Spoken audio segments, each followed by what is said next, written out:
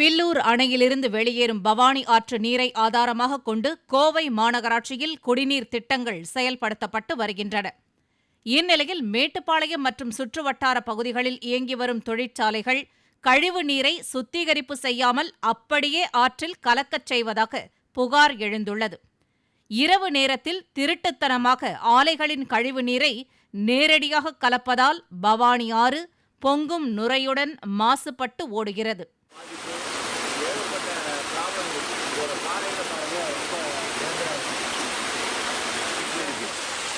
சுடுதண்ணியா வெது நீரா வெதுன்னு இருக்கு. இது அப்படியே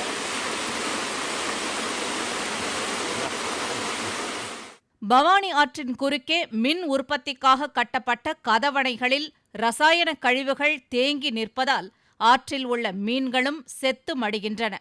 மாசு கட்டுப்பாட்டு வாரிய அதிகாரிகள் போர்க்கால அடிப்படையில் செயல்பட்டு பவானி ஆறு மாசுபடுவதை தடுக்க வேண்டும் என பொதுமக்கள் கோரிக்கை விடுத்துள்ளனர்.